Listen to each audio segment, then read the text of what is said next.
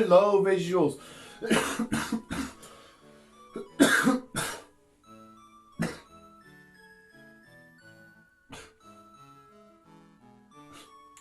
Oh, darkness, my old friend, I got to see you again.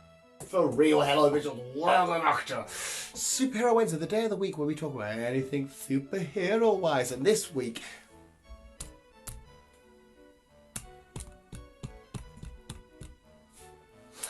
we're going to talk about the amazing comic book films that are coming out in 2020. We haven't had our first one yet. It's still, well, it's getting on to nearly February, nearly my birthday.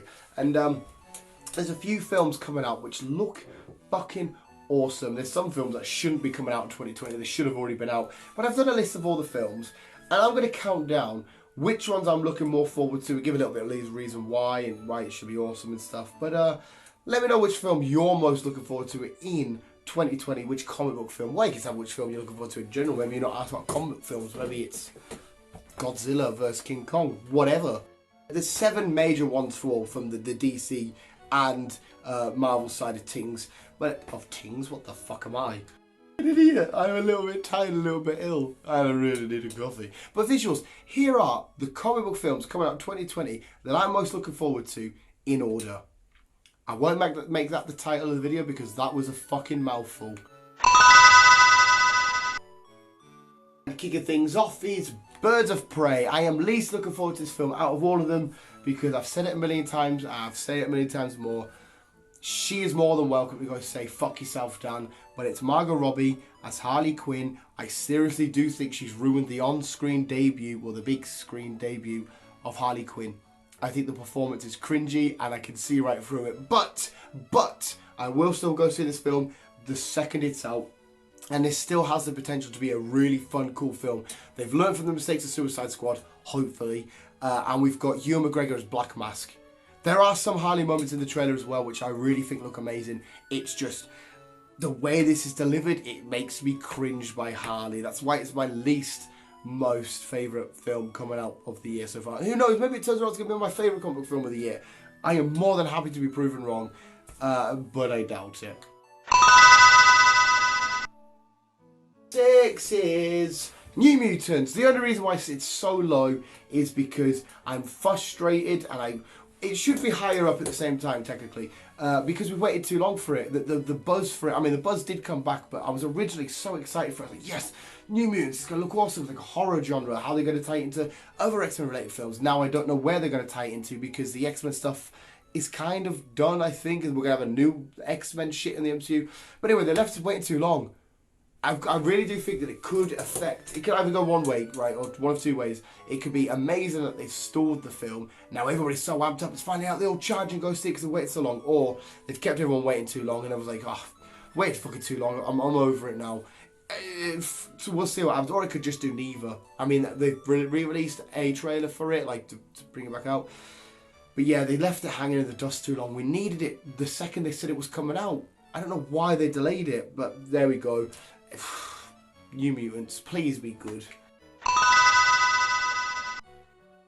5 is Wonder Woman 8084. Wonder Woman 84. Now, 5 downwards is quite hard because the 5 downwards I am so hyped for. And I'm very biased to spider related stuff. You'll see why she's so down on the list.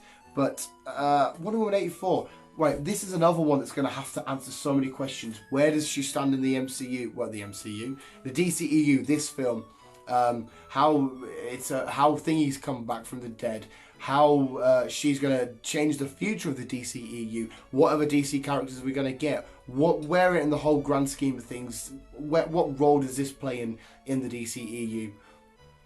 I couldn't tell you because the DCEU is a fucking mess right now. But regardless, Gal Gadot, Wonder Woman, awesome, amazing. She was born for that role. That role was made for her. And that's such a cliche to say, but it really is. The film's going to be amazing. The last film was awesome as fuck. I cannot wait for Wonder Woman. Just please, if you can, answer some questions. Or if it doesn't, that can also be fair enough. It's its own film. Just you want to watch Wonder Woman. We'll sort the rest of the mess out later. That could be the case, and I'm kind of down for that. 4 is Eternals. Right, it beats Wonder Woman purely because it's an MCU film and the MCU lot are just overall winning right now. But the Eternals, I don't 100% know what they're planning on doing with this. Is this a huge prequel, the earliest prequel we've had to date in the MCU? Is it a current one? Is it just to give us a bit of backstory on more space stuff, more Infinity Stone stuff? Is it a way to set up the new big bad villain with, whether it's Galactus, Khan the Conqueror, whoever it is they want it to be? Where is this film, like Wonder Woman in the DCU, where is this film going to sit inside the MCU? It has the potential to tee off so much. Depends where it's set, or if the Eternals, if it's set back ages ago, but the Eternals are still around now.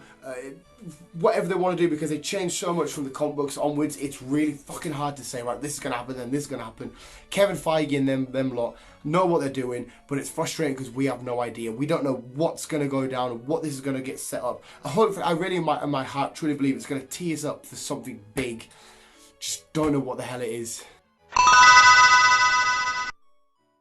Number 3 is Black Widow. Now, Black Widow is kind of the same as Eternals because...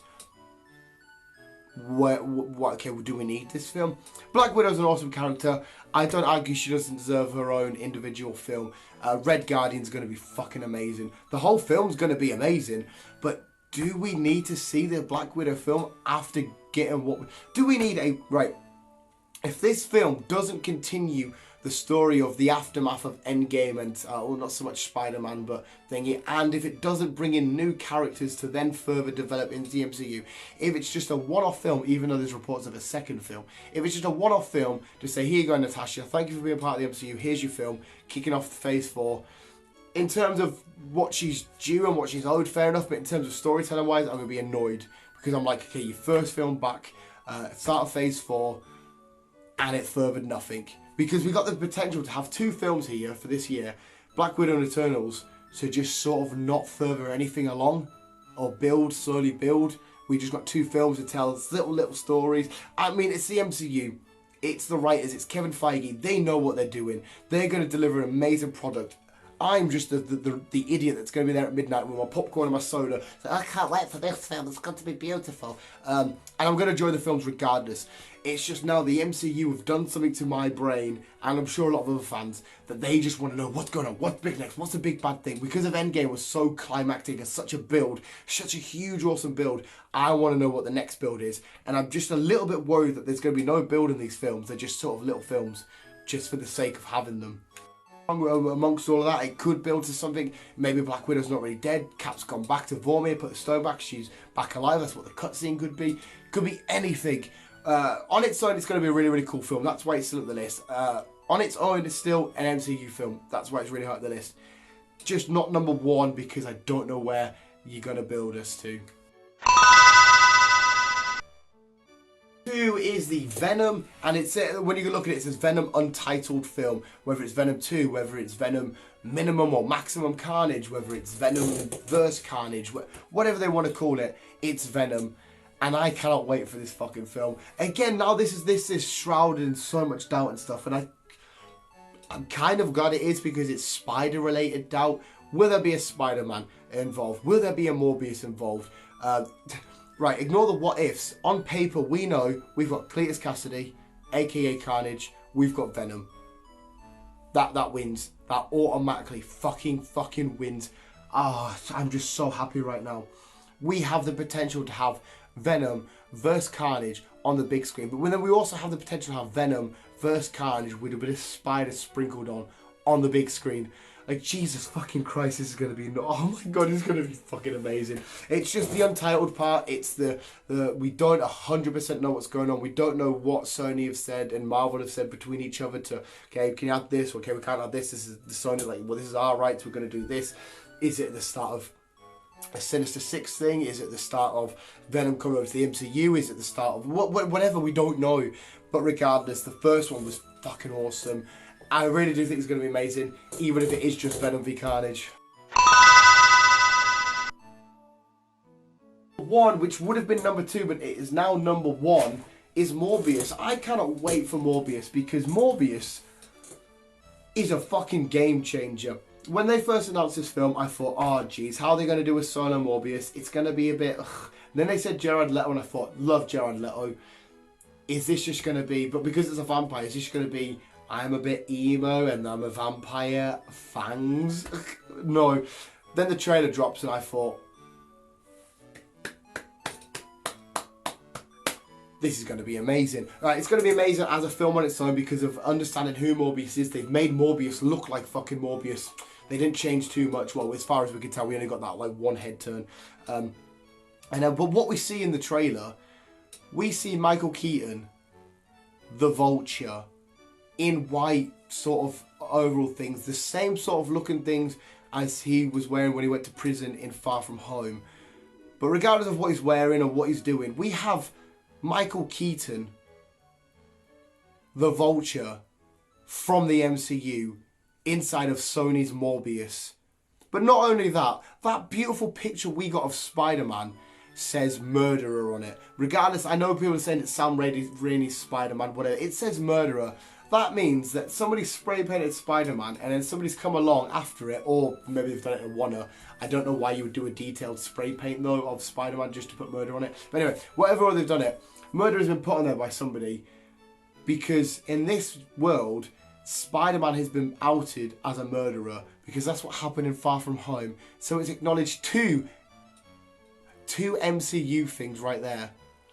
Is Morbius the start of Spider-Man coming over to Sony and back and forward, and then Disney and Sony started to have a real shared thing with not just Spider-Man, with every fucker? The only thing is that puts it into question is, surely now the Sony stuff will have to acknowledge the other MCU stuff going on. There's no way that in further films, in Morbius or even in Venom, that they could say, we know about Spider-Man, but who's Captain America? What was the Battle of New York? Who's Iron Man? There's no way that they can get away with that. We know in Venom 1, Eddie Brock had to get away from New York for some reason. Fuck knows what it is. Maybe he tried to do a piece on someone like Tony Stark. Or, fuck it, let's say Norman Osborn. And he had to get himself out of the city because he was in danger. I don't know why Tony Stark put him in danger. But Morbius could be the bridge to a Sinister Six, to Spider-Man fully making his way in, to Venom making his way in, and then into Disney. For what we've got so far, because we quite clearly see an MCU character on on Sony, there is a bridge now established. The bridge has been made. Just, I don't know why I'm doing hand metaphors, you know what a fucking bridge is, but how do we get the MCU lot and the Sony lot, how did they come together and meet, and how these stories are entwining and stuff? We don't know yet. All we know is there is a bridge, and Morbius so far has been the key, and has been the film which I did not think has been the one to set it all up. That's why I can't wait for this film. No visuals. That was this episode of Superhero Wednesday. The comic book films I'm most looking forward to in 2020. Maybe I don't know what the title will be. If you've got any better theories, or if you have any info that you actually know and you can tell this dumb, please let me know in the comments below. And yeah, for sure, what film are you looking most forward to? But apart from that, thank you for still coming back to the channel. Listen to stupid old tired me just rant on about stuff. You guys are the fucking best. Remember to always keep being new visuals and keep on slinging on.